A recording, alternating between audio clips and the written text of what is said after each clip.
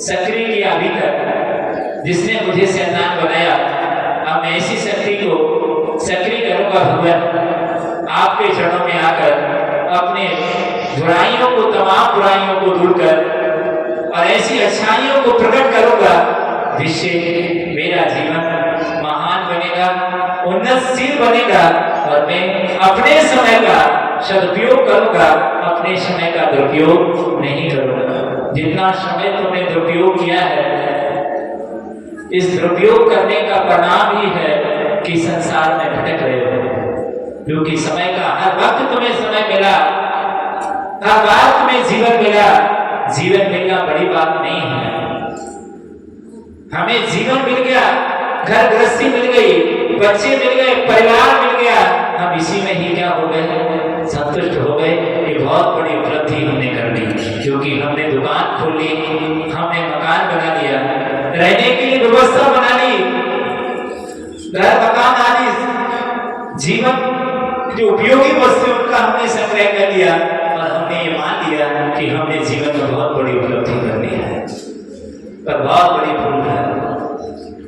जो कार्य आपने किए, ये कार्य तो कीड़े मकोड़े भी करते हैं, चिंटा चिट्ठी भी कर लेते हैं, अपने रहने के लिए मकान बना लेते हैं, घर भूले घर बना लेते हैं, ये काम जानवर भी कर लेते हैं। बच्चे पैदा करना कोई बड़ी बात नहीं है, रहने के लिए मकान बना लेना कोई बड़ी बात नहीं है। आचार्य कहते हैं जीवन तुम्हारे इसलिए नहीं मिला था कि ये सब तमाम तुम कार्य करते रहो, जीवन तुम्हें नर से नर बनने के लिए मिला था और तुम इस दिशा में पहल ना कर सकते जिसके लिए तुम्हें जीवन मिला था। यदि जीवन का उद्देश्य समझ गए होते तो तुम भी किसी मंदिर में जाकर कहीं देवता बनकर बैठे होते, सारी दुनिया आज तुम्हें भी अर्घ चढ़ा रही होती, तुम्हारी भी कहीं पूजा कर रही होती। आचार्य विद्यासागर जैसे महाराज की पूजा कर रही है, अर्घ चढ़ा रही है, उनका जयकारा लगाकर अपने जीवन का मंगलाचरण कर रही है, तो सारी दुनिया तुम्हारा भी जयकारा लगाकर अपने जीवन का मंगलाचरण कर रही होती। इधर उनको ही धन्यवाद ना देती दुनिया, उनकी जयकारा न लगाती, तुम्हारी भी जयकारा लगाती, पर हमारी जयकारा क्यों नहीं लगा सकी? क्योंकि हमने दुनिया को सौभाग्य ही नहीं दिया। ये लोग हमें क्या कर सके, हमें अविश्वास है। गलती दुनिया की नहीं है, गलती किसकी है? मेरी है। सोचिएगा, तुम्हारे लिए हजारों लाखों लोग तुम्हें प्यार देते, तो 4-6 लोगों के प्यार के लिए तुम हजारों लोगों के प्यार से वंचित हो गए। हजारों लाखों से तुम्हें क्या मिलता? प्यार मिलता। हजारों लाखों लोग तुम्हें सम्मान देते, पर उन हजारों लाखों लोगों का सम्मान तुम्हें से वंचित रह गए 2-4-6 लोगों के सम्मान के लिए। रोटी और रोटी वाले तुम्हारे पीछे दौड़ते, लेकिन तुम रोटी के पीछे भागते रहे पूरी जिंदगी भर, कुछ ना मिला। रोटी और रोटी वाले तुम्हारे पीछे भाग रहे होते, रोटियां तुम्हारे पीछे भाग रहा होता, लेकिन आप तुम उसके पीछे भाग रहे हो, पूरे जीवन परेशान हो। मिल जाए तो अच्छा होता है। हमने अपने जीवन का स्तर इतना गिरा दिया, हमें अपने जीवन के स्तर को उठाना है और जिसके लिए हमारे लिए जीवन मिला था, उस उद्देश्य को हमें देखना है कि जीवन हमारे लिए किस लिए मिला था और इसका हमें उपयोग क्या करना है। सिर्फ रोटी कपड़ा और मकान ही जीवन में रह जाए कि बस इसमें ही हमारा जीवन गुजर गया कि भोजन करने रोटी चाहिए, कपड़े चाहिए और मकान चाहिए। 3 चिंताएं सताती रहती हैं 24 घंटे। किस किस की? खाने की, ओढ़ने की और रहने के लिए क्या चाहिए? 3 चिंताओं में पूरी जिंदगी घसट रही है। सोचो, पर जिन्होंने इन तीनों चिंताओं से अपने जीवन को मुक्त कर लिया, उनका जीवन कितना बेहतर होगा। 3 चिंताओं के खातिर पूरी जिंदगी चिता में बदल गई। एक चिंता और एक चिता,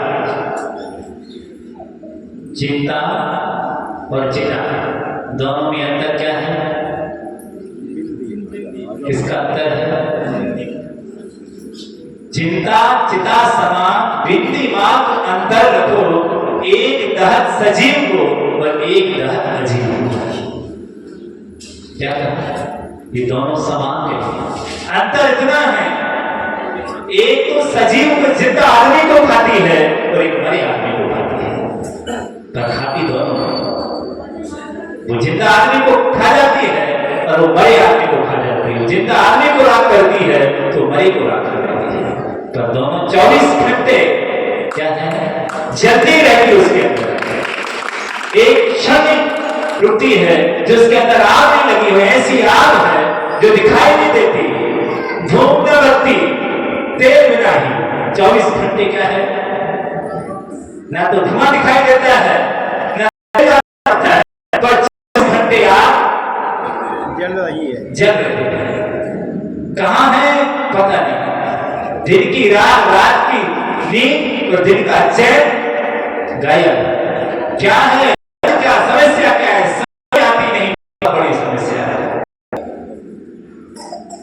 सोचिए, जिसने दिन का चैन रात की नींद उड़ा दी हो, हमेशा उसी चिंता की में हम जलते रहते हैं। अब क्या करना, अब क्या करना, अब क्या करना।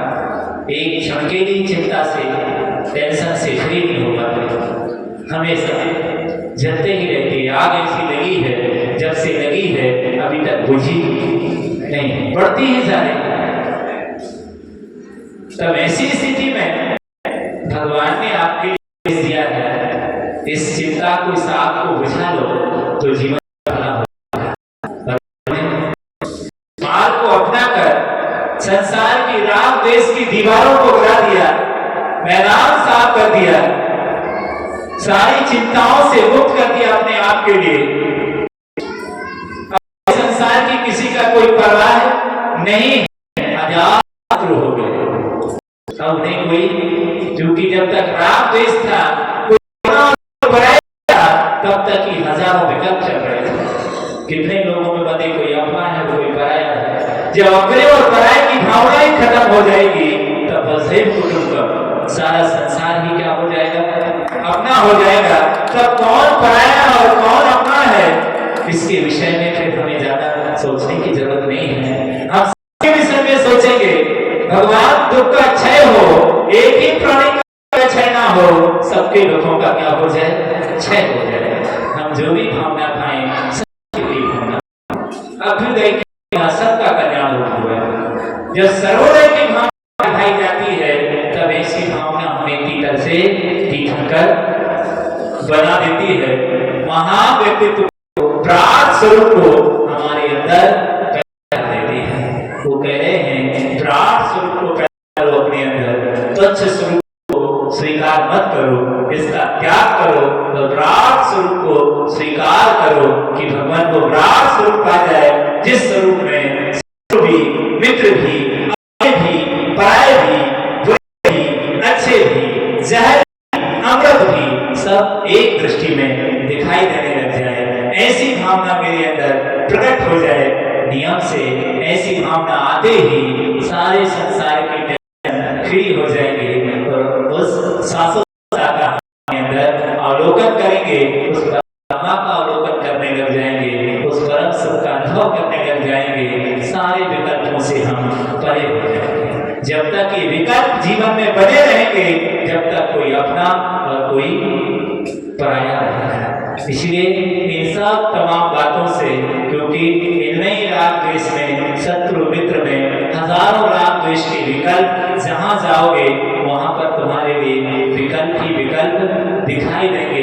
इसलिए वो कह रहे हैं कि निर्विकल्पता की ओर अपने जीवन के कदमों को बढ़ाओगे तो ही हम सुख और शांति का अनुभव करेंगे और हमेशा, और निर्विकल्पता की प्राप्ति ना हो तो एक विकल्प हमेशा पूजने का हमारे अंदर बना रहे कि भगवान यह विकल्प भी हमारे लिए उस परमात्मा को पाने का एक माध्यम उन्होंने दिया है कि विकल्प करना ही है।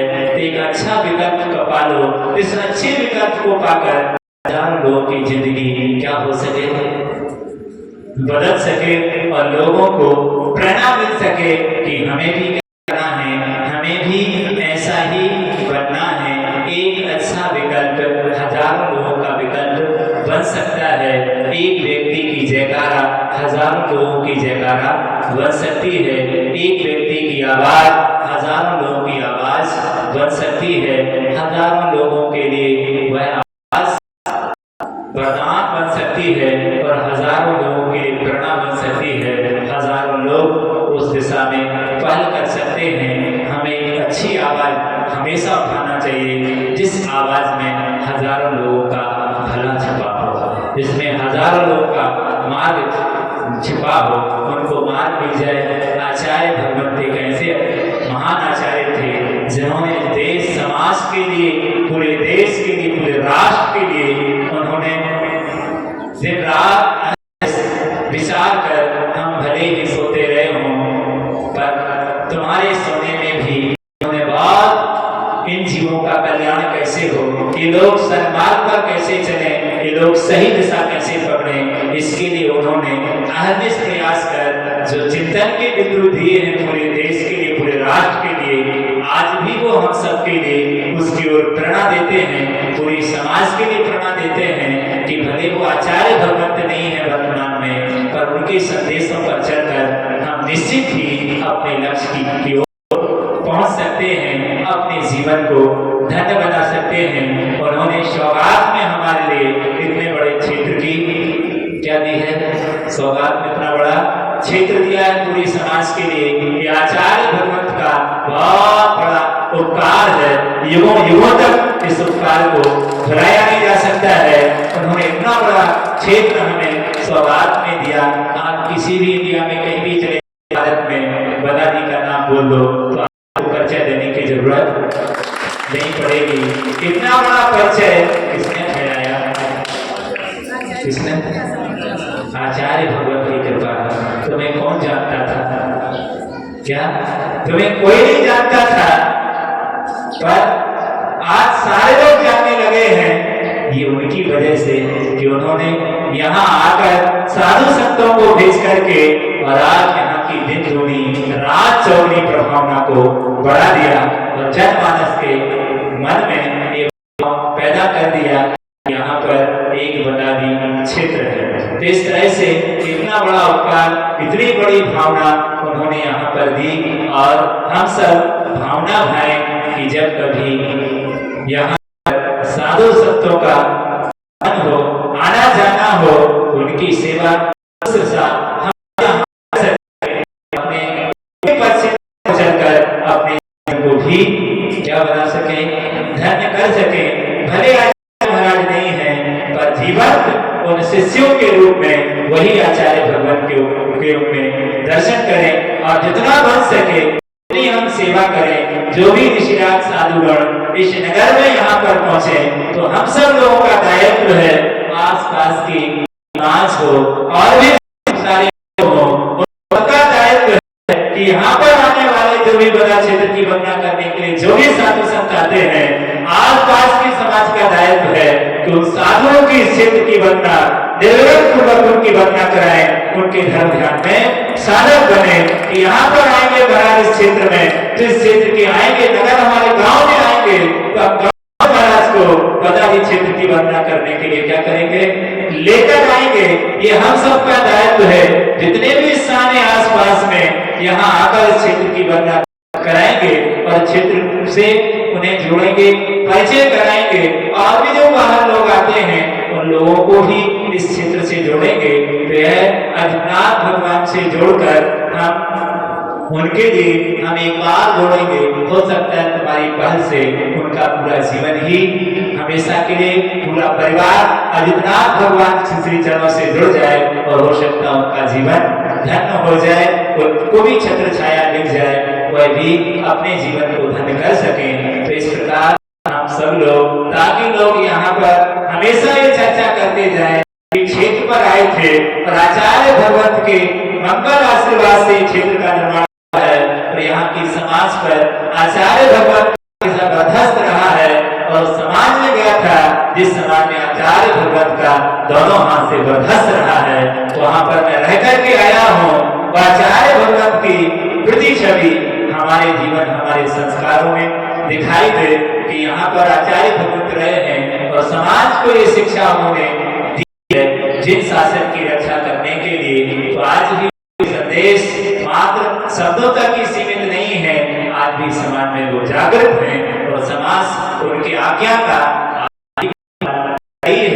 ऋषि कराना छोड़ना व्यवहार कराना ये सारे दायित्व हमारे हैं और हम सब इस सौभाग्य को करना चाहिए कि हमारा बहुत बड़ा सौभाग्य है कि हम साधुओं की वैयावृत्ति में उनकी मुनि अवस्था में पालन करने में सहायक बनते हैं। हम भले मुनि नहीं बन पाए कोई बात नहीं है, लेकिन जो मुनि बन गए हैं उनकी परिचर्या में हम लोग सहायक बनेंगे तो हम सबका जीवन धन्य होगा।